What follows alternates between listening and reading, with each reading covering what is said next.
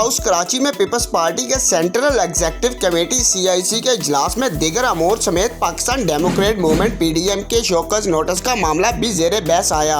ज़राए के मुताबिक चेयरमैन पीपल्स पार्टी बिलावल भुट्टो ने शुरा को PDM के सेक्रेटरी जनरल शाहिद खान अब्बासी का भिजवाया गया शोकस नोटिस पढ़कर सुनाया और इसके बाद इन्होंने शोकस नोटिस को फाड़कर फेंक दिया।